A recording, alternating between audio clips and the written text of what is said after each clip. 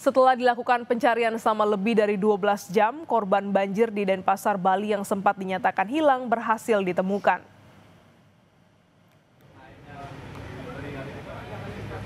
Proses pencarian terhadap Maimunah, korban hilang saat banjir di Denpasar, Bali, dilakukan hingga Kamis malam.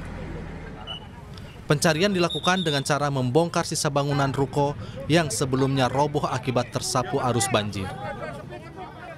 Korban ditemukan tertimbun beton reruntuhan dalam kondisi meninggal dunia. Upaya kami dari pagi hari sudah menemukan hasil pada malam hari ini. Ditemukan dengan cara manual, dengan melaksanakan patroli sepanjang sungai, kemudian akhirnya ditemukan di sekitar kurang lebih dari tempat peristiwa itu kurang lebih hanya kemarin sore kurang lebih 50 meter saja.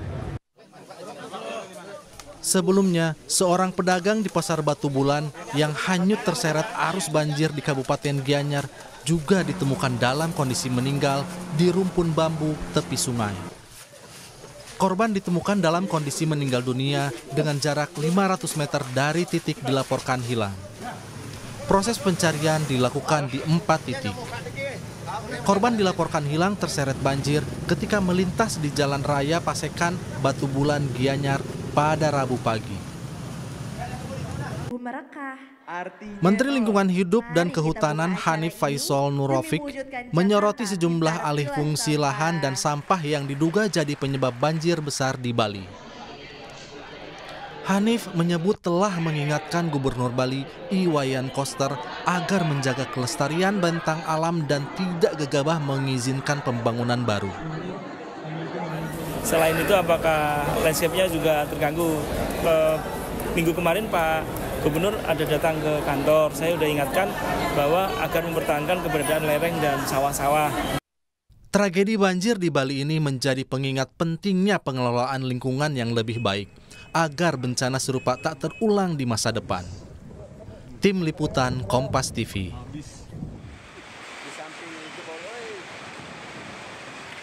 Informasi dalam negeri, saudara, aksi koboi jalanan, dua pria yang berboncengan motor menodongkan senjata api kepada pengemudi ojek online di kawasan Permata Hijau, Kebayoran Lama, Jakarta Selatan. Usai cekcok, salah satu pelaku melepaskan tembakan ke arah bawah.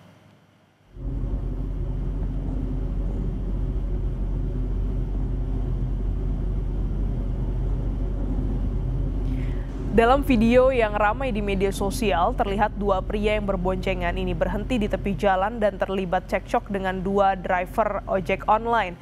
Tak lama berselang, pria yang dibonceng mengeluarkan senjata api dan menodongkan ke arah driver ojek online.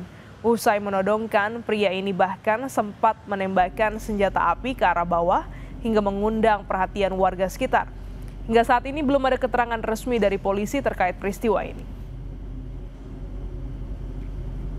Nah, kejadian perpisah kurang tahu, ternyata pas saya lihat di grup, wah, ngeluarin sempi gitu. Kejadian di jalan atau gimana, nah terakhir di PPT di mari gitu. Kalau kurang lebih sih begitu. Kalau jenis senjata sih kurang tahu ya, soal di video itu samar-samar sih.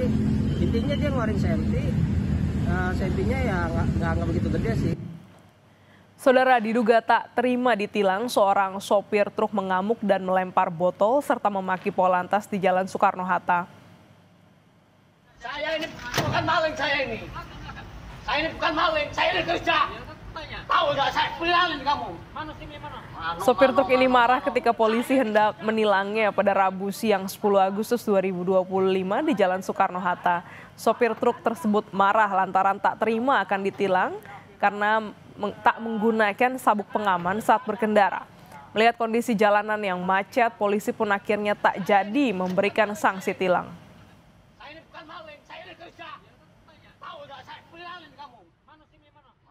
Truk tersebut lewat di jalan tersebut dan melihat truk tersebut tidak menggunakan seat belt driver dan juga tidak menggunakan plat nomor di bagian belakang hood, sehingga anggota kami hanya menjelaskan kesalahannya dan menyampaikan bahwa pelanggarannya adalah ini, tetapi dari pihak driver tersebut tidak terima dan virallah video tersebut. Sorotan lainnya, saudara, hujan deras yang melanda Kabupaten Lampung Barat mengakibatkan sejumlah titik di Kecamatan Suwoh diterjang banjir bandang. Derasnya arus membuat sejumlah rumah hanyut.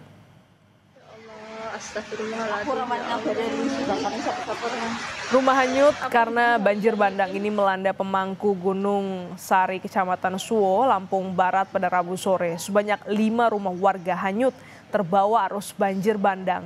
Banjir bandang disebabkan Sungai Wai Semangkayang meluap akibat hujan deras di Lampung Barat pada Rabu lalu. Akibat banjir, 10 rumah mengalami kerusakan dan 30 warga mengungsi.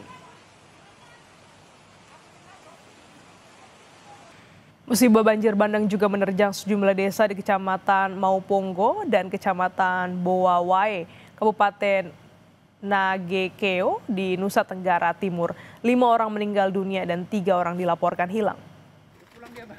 Tim SAR gabungan masih melakukan penyisiran di tengah puing-puing material. Operasi pencarian pada Kamis siang difokuskan di titik di mana sebelumnya 4 korban meninggal dunia ditemukan.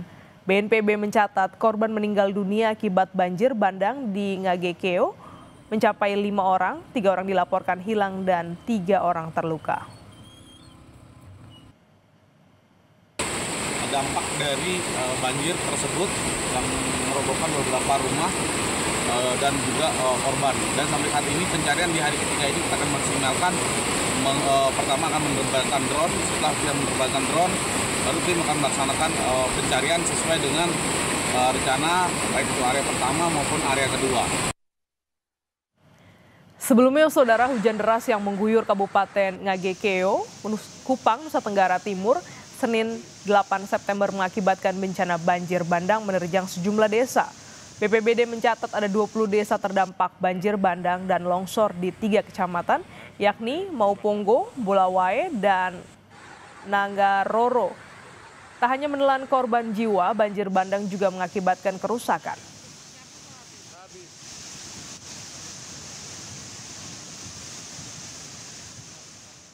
Informasi lainnya, saudara, selebgram Lisa Mariana kembali diperiksa penyidik Direktorat Tindak Pidana Siber Bareskrim Polri.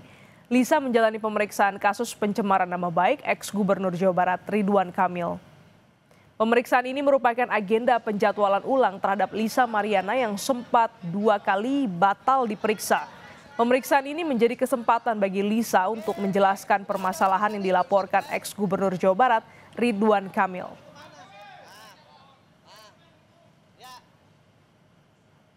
Ini kita memenuhi panggilan dari Cyber Bareskrim yang tertunda.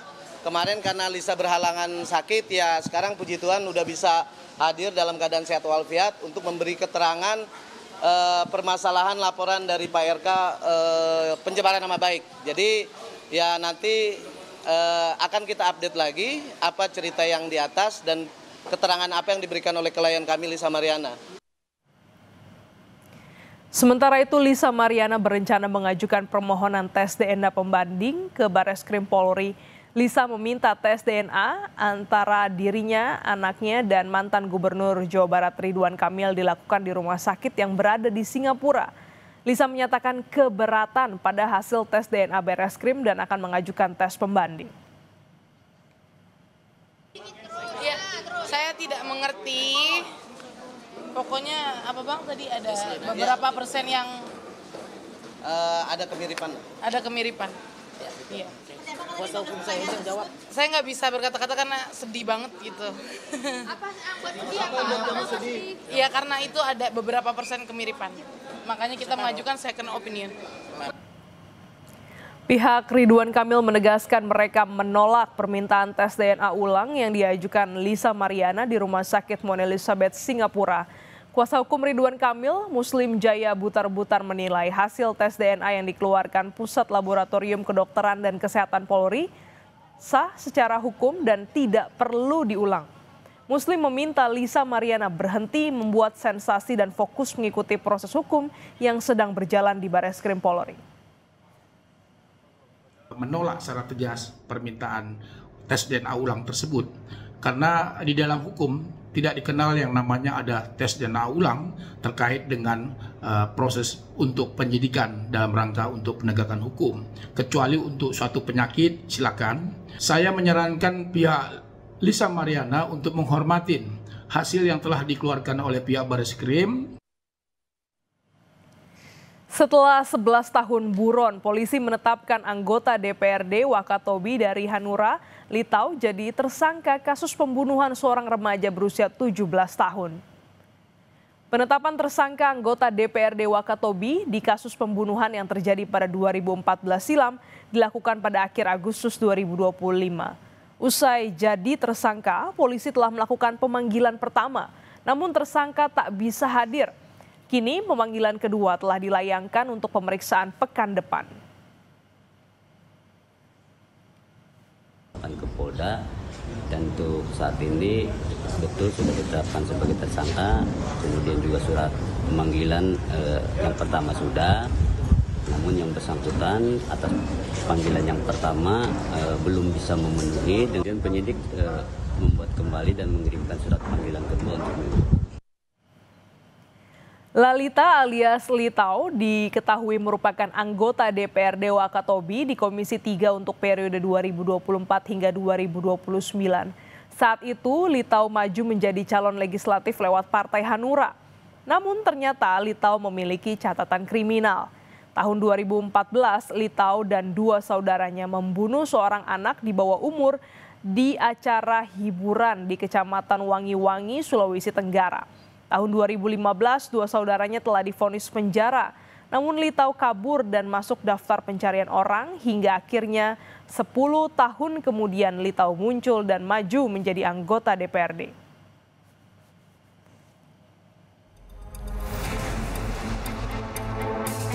Setelah 11 tahun penantian panjang, kasus pembunuhan seorang remaja yang diduga melibatkan anggota DPRD Wakatobi menemukan titik terang.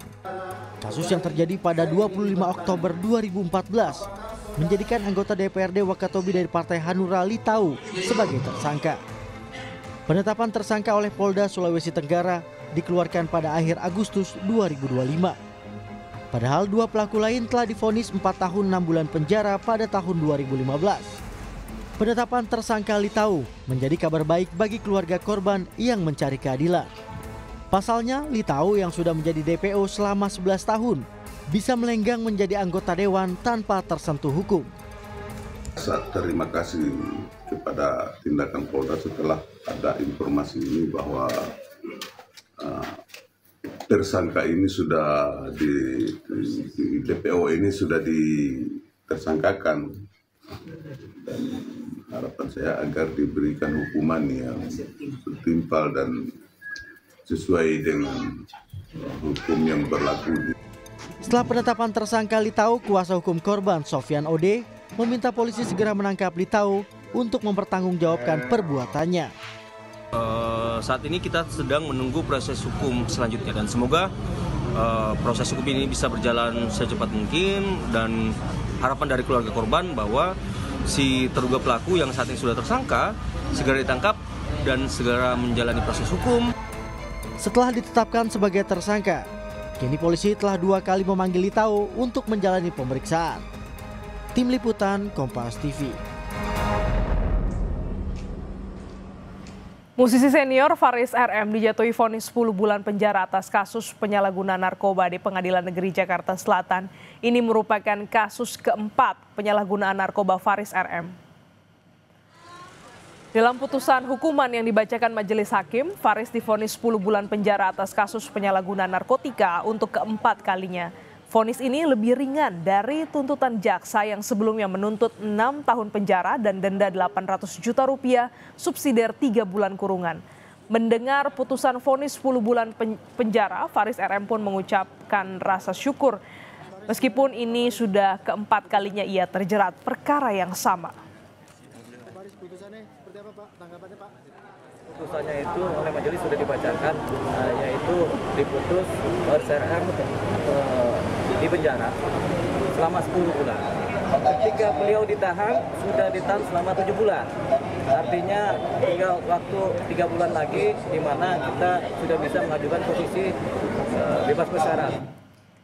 Dengan berpura-pura menyamar sebagai perempuan, seorang pria melakukan perampokan terhadap pegawai Bandara Internasional Sultan Hasanuddin di Maros, Sulawesi Selatan.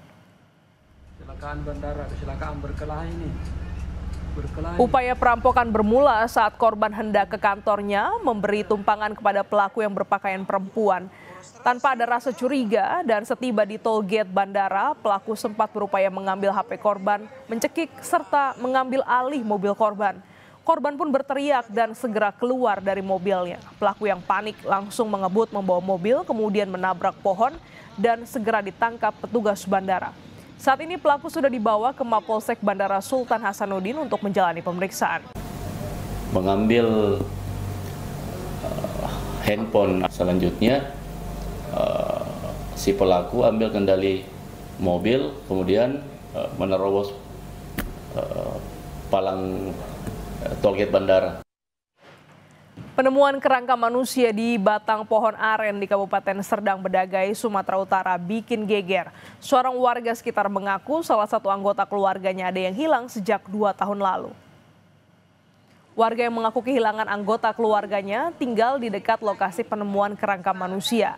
Ada dugaan kerangka tersebut adalah Muhammad Yuda Prawira, seorang pemuda 23 tahun yang dilaporkan hilang sejak Agustus 2023.